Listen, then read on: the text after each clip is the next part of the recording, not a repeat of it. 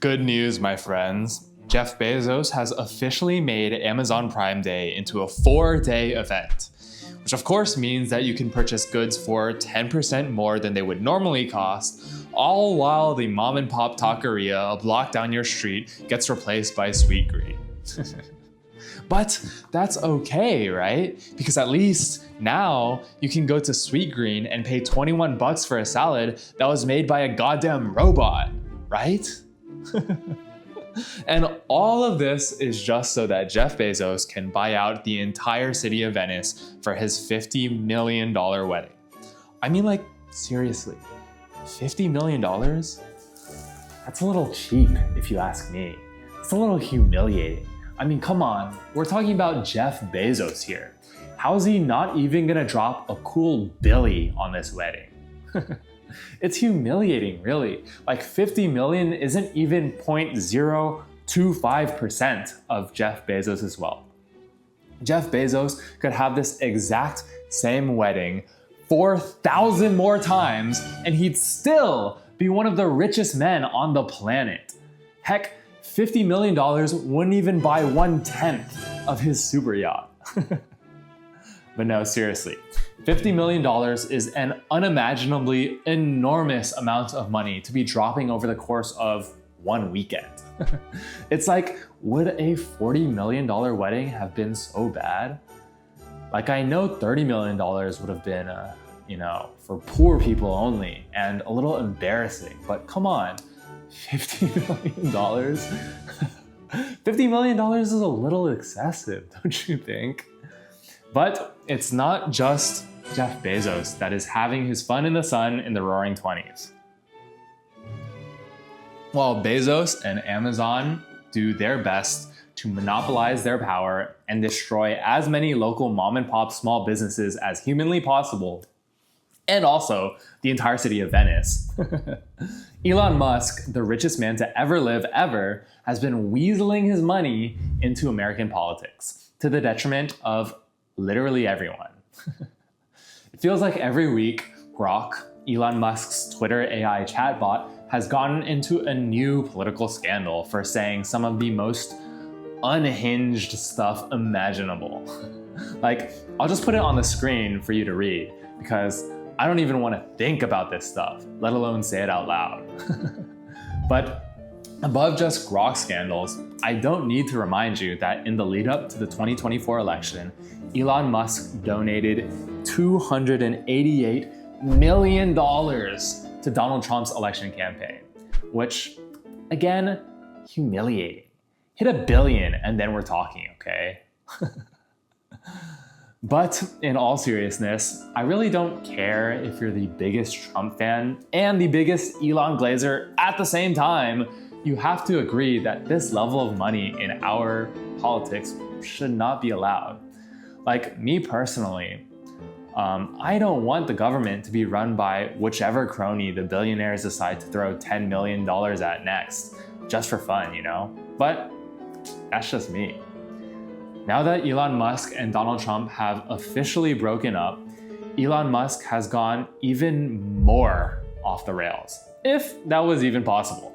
For one, he said that he's going to fund primary challenges to any representative that voted for Trump's big, beautiful bill. Now, look, I hate this bill for the same reasons that the vast majority of Americans also hate this bill. Cuts to crucial programs like Medicaid and SNAP, which countless Americans rely on for healthcare and groceries, and $100 billion in funding to the Department of Homeland Security and Immigration and Customs Enforcement projects. The same departments that have been sending masked agents to tear apart families and kidnap hardworking Americans from the streets and their places of work. And at the same time, money should not be able to influence our institutions of government in this way. After his threats failed, Elon Musk has said that he's going to form a new political party, the America Party, for the middle 80% of Americans that feel like neither the Democrats nor the Republicans really represent their interests. That part I think is true. I think that most ordinary Americans don't really feel like their values and interests are really represented by either party, which is why the American working class desperately wants and needs yet another political party that represents the ultra wealthy. You know, a party that is literally created by the richest man to ever walk the face of the earth.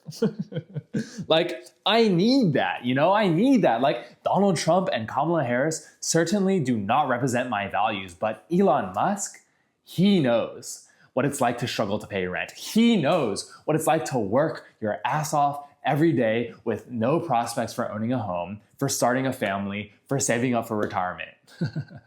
He understands on a deeper level what it's like to be poor in modern America. Fun fact, did you know that if you took all of Elon Musk's money and split it up evenly between every single person in America, everyone would get over $1,000? Isn't that kind of wild? That's every person in America. Like, I barely have $1,000 myself. Anyways, while Elon Musk is busy getting his grubby little hands into American politics and Jeff Bezos is busy destroying local businesses, Meta CEO Mark Zuckerberg and OpenAI CEO Sam Altman are scrambling to see who can create the AI chatbot that lays off the most employees in the fastest amount of time. Leaked documents have shown that OpenAI has a very clear definition of what artificial general intelligence is. And what do you know? It's literally when AI has generated $100 billion. That's all. I mean, like, talk about profit motive. It could not be more blatantly obvious that these companies care about money and literally nothing else. As if frying all of our brains on the Instagram and Facebook algorithms wasn't enough. Now we have AI chatbots taking over our schools and our workplaces. And also our therapists. Billionaires are trying to control everything about our society. Everything we watch, to everything we buy, to our very systems of governance.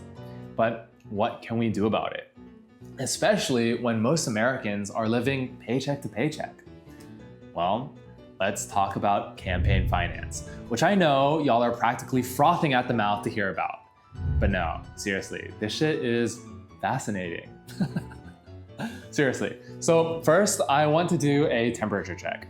Who here has heard of Citizens United? Sound familiar?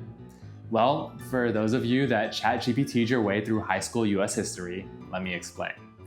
Citizens United versus the Federal Election Commission was a 2010 Supreme Court ruling that opened the floodgates for money to influence our politics. Citizens United, for short, reinforced the idea that spending money to influence voters is a form of speech, which is thus protected by the First Amendment.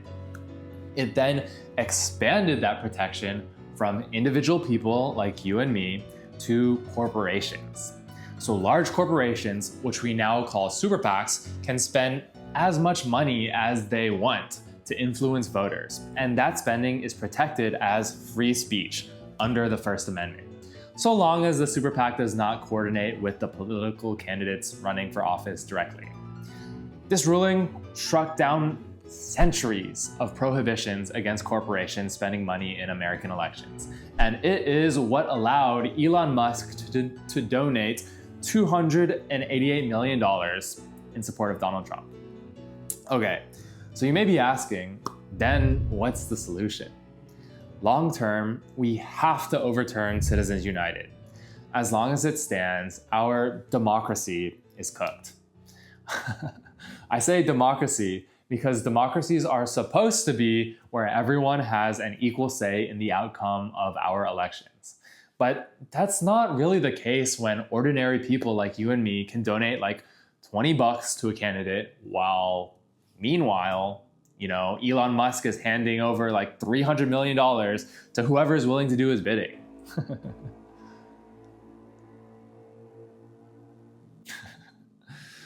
That's number one. But short of overturning Citizens United, there are a couple of different policies across the country that have worked to to democratize our elections away from the forces of money and corporate interests and towards the people. Firstly, we have small donor public financing programs, which have been implemented in some cases for decades in states like Arizona, Florida, Hawaii, and Minnesota, and cities like Austin, Texas, Los Angeles, California, and Washington, D.C.